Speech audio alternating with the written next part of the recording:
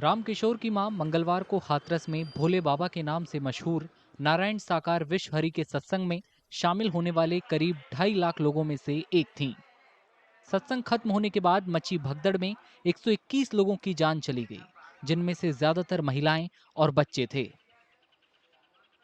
भगदड़ की खबर फैलते ही घबराए रिश्तेदारों ने अपनों की तलाश करना शुरू किया। रामकिशोर अपनी मां की तलाश में एक के बाद एक अस्पताल का चक्कर लगाते रहे, लेकिन बुधवार सुबह तक उन्हें अपनी मां के बारे में कोई जानकारी नहीं मिली। उनको फोन भी स्विच ऑफ है, उनका वो नहीं मिल रहा है, अब पता ही नहीं मिल रहा है पूरा। 3-4 जगह मैं देख के आया हूँ। सब जगह पता किए? हाँ, हर जगह पता किया। अब बता रहे हैं वहाँ जाओ, यहाँ आए, यहाँ से बोल रहे वहाँ जाओ। अलीगढ़ बताया है, अलीगढ़ से अब उधर जाना का बोला है। हालांकि कई और लोग थे जिन्हें ये जानकारी मिली कि उनके चहेते लोग अब इस दुनिया में नहीं रहे। वे परेशान हो गए, गम का सैलाब उमड़ पड़ा। हादसे के बारे में उन्होंने जो कुछ सुना उसे बताते हुए वे सिहर उठे। प्रोग्राम में एकदम ऐसी भीड़ आई तो मतलब एक के ऊपर एक, मम्मी बहुत ज़्यादा नीचे दब गई थी हमारी। ऐसा क्या हो रहा था वहाँ पर जो इसके ऊपर एकदम भीड़ एकदम टूट पड़ी? किस चीज़ पर भीड़ टूटी थी?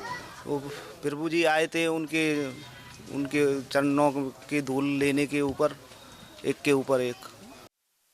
उर्मिला देवी अपनी पोती को सत्संग में ले जाने के लिए खुद को कसूरवार ठहरा रही हैं। हादसे के बाद से वे उसे तलाश रही हैं, लेकिन उसका कहीं अता पता नहीं है। उर्मिला देवी ने कहा कि पोती को ढूंढे बिना घर वापस जाने की हिम्मत उनमें नहीं थी। अब तो हमें अपनी बेटी की चिंता है, मेरे ऊपर दोष लगा हुआ है, वही तो गई कि लिवा के ले गई। जब मेरे संग न पोती कोई बात नहीं, जाई मार में घर ना गई अपने, उन कोई घर से आया जिन गुस्सा में ना आया, जिनका घर से नहीं कोई आया, भगवान ने नहीं आया, पता तो लग गया होगा उन्हें। हाँ, थोड़ी बहुत पता लग गई है। हालांकि लोकेश जैसे कुछ लोग अपने कुछ रिश्तेदारों को खोजने में कामयाब रहे, लेकिन वे उन्हें गंभीर तौर पर घायल मिले। वे कुछ रिश्तेदारों को अब भी तलाश रहे हैं। ये काम आसान नहीं है, क्योंकि हादसे में घायल हुए कई लोगों और कई मृतकों के शवों को रेस्क्यू टीमें सिर्फ हाथरस ही नहीं बल्कि पड़ोसी जिलों के अस्पतालों और मॉर्चुरी में ले जा चुकी हैं। हम तीनों जनों ने खूब ढूंढा, नहीं मिले, खूब प्रयास किया। फिर 3 लोग खोए हुए थे, एक हमारी भाभी जी थी, एक हमारी दादी जी थी और हमारी एक सिस्टर थी। इनमें 2 लोग तो हमको मिल गए, 5:30 बजे 2 लोग हमको मिल गए। उनकी ज़्यादा हालत गंभीर थी। फिर हमने देखा कि नहीं मिल रही हैं, तो हमने पुलिस प्रशासन से भी पूछा, सर हमें कुछ ऐसा बता दो कि जहाँ हमें मिल जाएँ।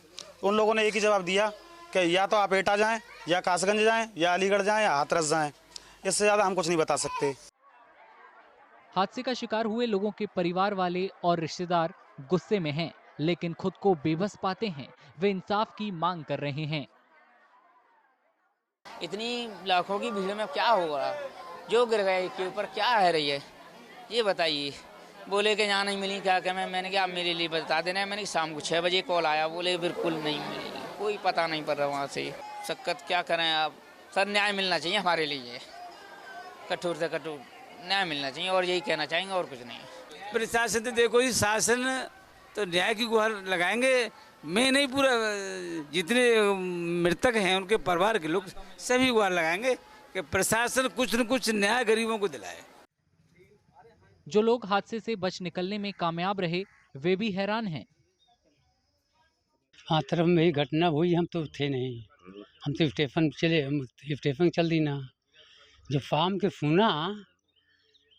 के लोग बाग बताएं तो भाई दुख तो होता है। हादसे का शिकार हुए लोग हाथरस के फुलरई गांव के पास नारायण साकार विश्व हरि के नाम से मशहूर भोले बाबा के सत्संग में शामिल होने के लिए पहुंचे थे।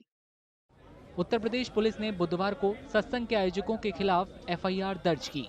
उन पर सबूत छिपाने और शर्तों का उल्लंघन करने का आरोप लगाया गया है। सत्संग में करीब 2.5 लाख लोग शामिल हुए थे, जबकि सिर्फ 80,000 लोगों को ही इजाजत दी गई थी। नारायण साकार विश्व हरि का नाम एफआईआर में आरोपितों की लिस्ट में नहीं है, हालांकि उनका नाम शिकायत में दर्ज है।